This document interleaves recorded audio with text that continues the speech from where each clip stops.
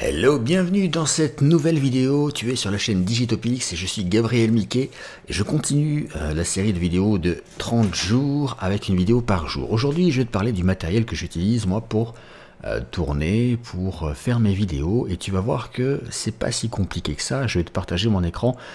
J'ai fait une page qui recense le matériel que tu peux obtenir pour faire de très bonnes vidéos de très bonne qualité. Alors je vais te partager mon écran. Là, on est sur un de mes sites, gagnezvotreviessurleweb.com, et j'ai fait une page spécifique, cette page boutique dans laquelle tu as ta liste de courses pour faire des vidéos de très très bonne qualité, de qualité professionnelle, sans avoir à acheter du matériel hors de prix.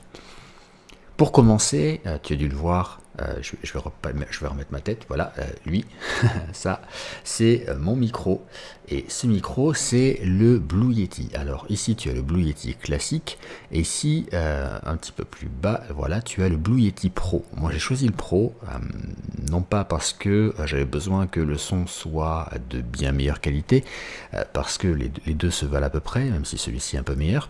Ce que je voulais, c'était un micro qui fasse pas plastique, qui soit de bonne qualité et qui soit joli. Donc j'ai choisi celui-ci qui est entièrement en métal, y compris le socle ici.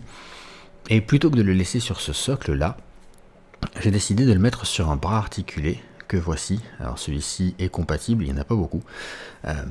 Pourquoi? Parce que lorsque on pose sa main sur le bureau, qu'on tape un petit peu, si on reste sur ce socle là, en fait, il y a des bruits dans le micro. On entend le tapotement.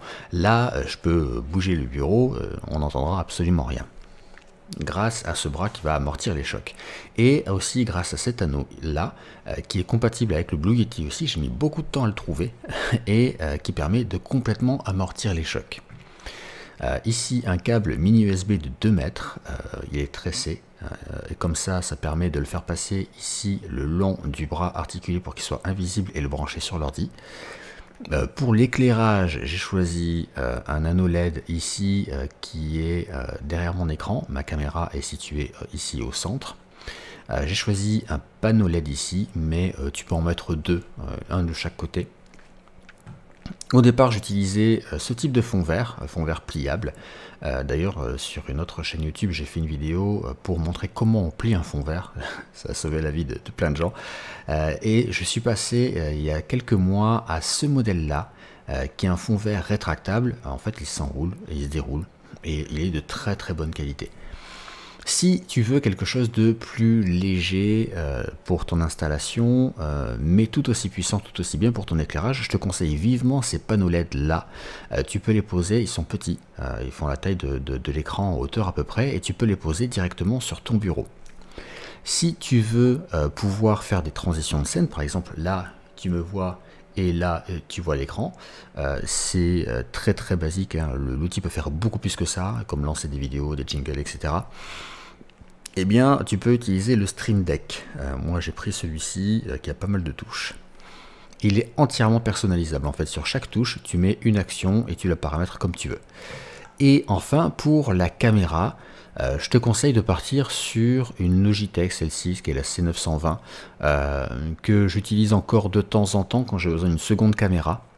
Je suis passé à quelque chose d'un petit peu plus cher, de meilleure qualité, mais en vérité avec un bon éclairage, comme par exemple ces deux petits panneaux là, tu as très largement pour faire des vidéos.